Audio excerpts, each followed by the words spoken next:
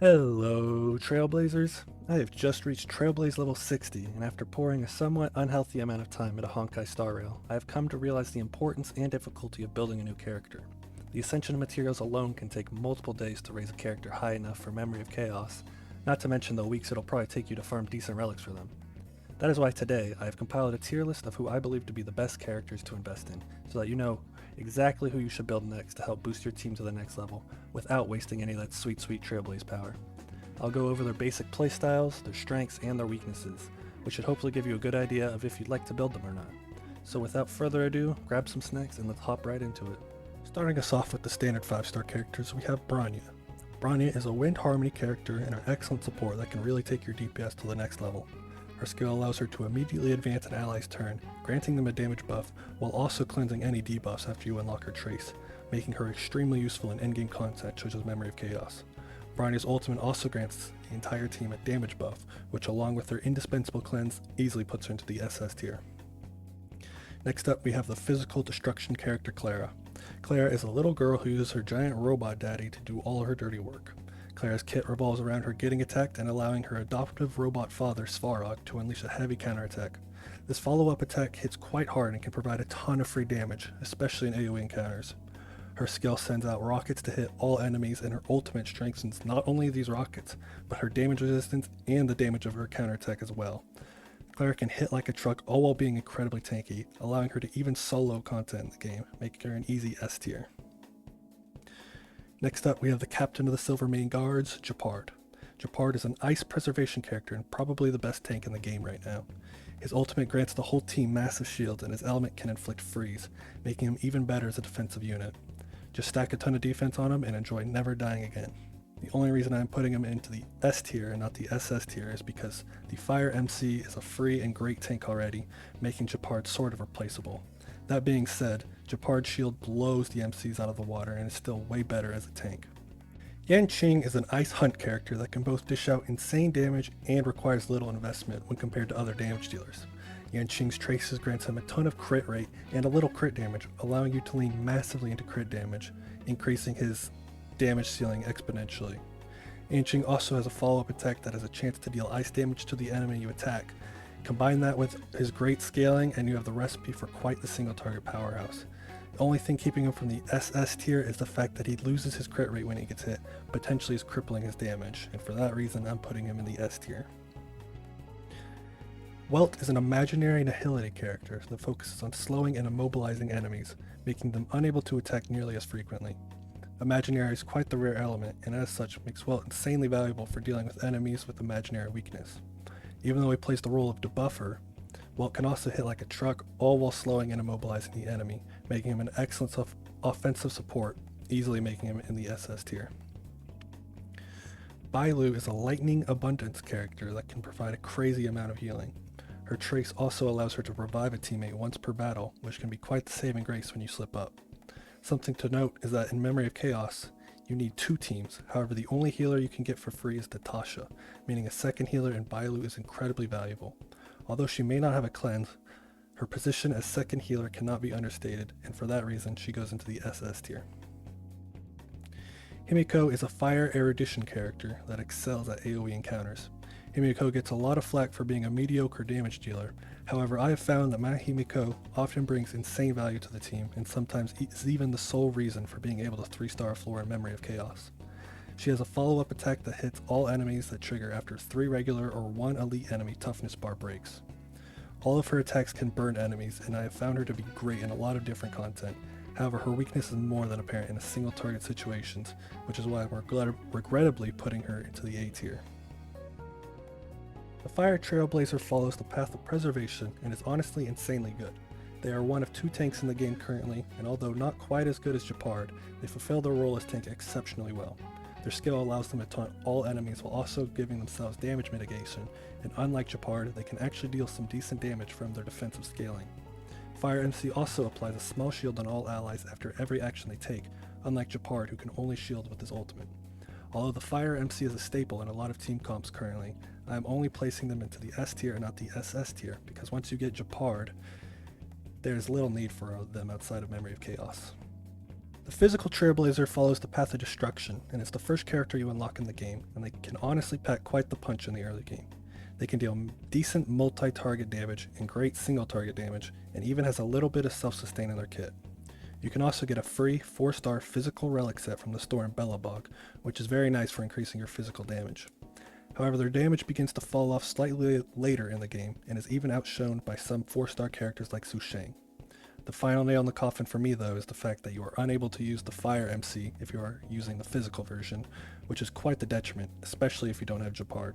I really like the physical MC, so it pains me to place him into the B tier, but that's already being a little generous. Onto the premium banner 5-star characters, we have Seela. Seela is a quantum hunt character that is absolutely crazy. Whenever she scores a kill, her talent grants her another turn. This allows her to deal some crazy damage even in multi-target encounters, despite her single target kit. Her traces give her even more damage, and her speed and passive allows her to act more times than anyone else. She's a no-brainer must-build character if you have her, and I promise you, you will not be disappointed. Easily SS tier. Jing Yuan is a lightning erudition character that excels at AoE encounters, but like Himiko, falls off in single-target encounters. His kit is focused around his Lightning Lord follow-up attack that usually occurs at the end of a turn cycle, and has the potential to dish out massive lightning damage to all enemies, based on how many times Jing Yuan attacked before the Lightning Lord attacks. Unfortunately, Jing Yuan lacks in single target damage, and honestly takes quite a bit of investment to truly see his potential. However, his insane multi-target damage carries him into the S tier. Plus, he looks hella cool. Silver Wolf is currently the newest unit, and is a quantum nihility character that honestly breaks the game wide open. Her skill allows her to implant a weakness onto an enemy, allowing any team to be able to be used on any enemy. She also can inflict 3 different debuffs, as well as her ultimate inflicting an insane defense shred, allowing your team to hit insanely hard. Her signature 4-star light cone is not only free, but also free to max superimpose, making her a low investment character that produces insane results. With the light cone before the tutorial mission starts, she can even use her ultimate every 2 turns, which is absolutely crazy. I believe she's a must pull for meta players, and she's absolutely broken. Again, easily SS tier. Now, before we move on to the 4-star units, you may have noticed that a vast majority of these 5-star characters are in the S or SS tier. This is because I simply can't justify putting them any lower, as they do a great job at what they're meant to do. It's important to remember that in a game like Honkai Star Rail, 5-star characters will almost always outshine the 4-star characters, which is why so many 5-stars are in the higher tiers. That being said, I firmly believe that Honkai Star Rail is a very well balanced game, and all characters, even the worst of the 4-star ones, are still good. Just because they might be lower than their 5-star counterpart does not mean they are bad, so keep that in mind as we move on to the 4-star units. And with that disclaimer out of the way, let's jump right back into it with the free unit, Dan Heng. Daniel is a wind hunt unit that can deal some great single target damage, especially if the enemy is slowed by someone like Welt or even Daniel's own skill. His talent grants him extra wind penetration whenever he's targeted by an ally's skill or ultimate, making buffs applied to him even more valuable. His great scalings allow for him to be useful even in endgame content, and is someone that you can't go wrong in deciding to build him. However, his lack of multi-target damage and reliance on allies' buffs and debuffs places him in the A tier. March 7th is an adorable and free ice preservation unit that is actually quite a good shielder. March will perform a follow-up attack whenever a shielded ally is hit, and although not a great source of damage, it is quite handy for whittling down enemies' toughness bars. Her skill places a chunky shield on an ally that cleanses and increases their chance to get targeted, allowing her to trigger her follow-up attack more easily. Although only single target, her shield is nothing to scoff at, and can make an excellent pairing for Claire or even the Fire MC. Her ultimate deals ice damage to all enemies and has a good chance of freezing them, even without a weakness break, making her even better as a defensive unit. However, she provides little outside of her shield and freezes, and can be easily outshone by characters like the Fire MC or Japard, placing her in the A tier. Asta is a Fire Harmony character that is also free. Her passive allows her to grant a stacking attack % buff to her team, and her ultimate increases the speed of her team by a good amount, allowing your team to often skip an enemy's turn.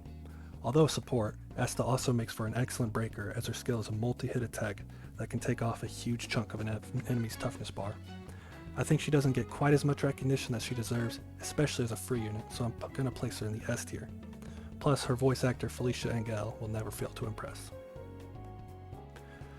Serval is a free lightning erudition character that can dish out a great amount of multi-target damage.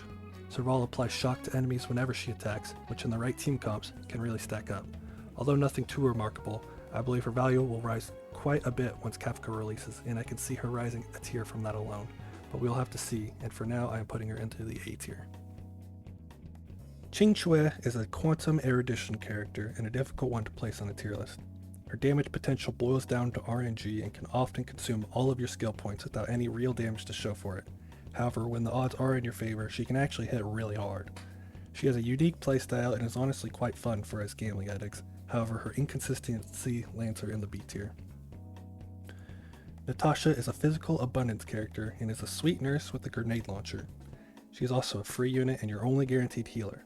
Luckily, she does her job as a healer wonderfully, as her ult heals tons and her skill not only provides a multi-turn heal, but also cleanses debuffs on an ally. Natasha is a must build if you wish to do harder content, at least if you don't have Bailu or in the future a Luocha. Her healing and cleanse easily place her into the S tier. Su Shang is an adorable physical hunt character that can dish out insane damage in the right situations. Her weakness breaks can deal massive damage, and when she uses her ultimate, her turn is advanced forward 100%, which in a way lets her act as a mini Seela. Su Shang is currently my favorite character, however her skill point heavy playstyle and reliance on a weakness break places her in the A tier. Although with her first Eidolon, I'd argue that she could easily slide her way into the S tier. I'm gonna be honest, I forgot Arlon was a playable character, but sure enough, he is a lightning destruction character. He has the unique ability to not consume skill points, instead using his own health. His playstyle is risky and revolves around him having low health, as he does more damage the lower his health is. This makes Arlon a little unreliable, as he can easily be killed from AoE attacks. You can't really do anything if you're dead, so I'm going to place him in the B tier.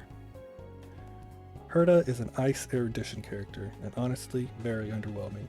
She's a free character, but probably the worst in the game. She has pitifully low scalings, and her follow-ups hit like a noodle. Her only real use is farming trash mobs, so I'm going to place her all the way down in C tier. Pela is an ice nihility character that can shred enemy defenses, which allows your damage dealers to hit crazy numbers. Her skill also can remove a buff from an enemy, which can be immensely helpful in harder content, and in case you didn't know, patch 1.1 nerfed most enemies' effect resistance, making Pela's buff remover even more consistent. The new Silver Wolf event light cone is also a perfect fit for her, which can allow her to get her ult every other turn. Although she is rather easy to kill and requires a proper team to make the most of her, so I am going to place her into the A tier. Ting Yun is a lightning harmony character and is the prominent damage buffer in the game currently.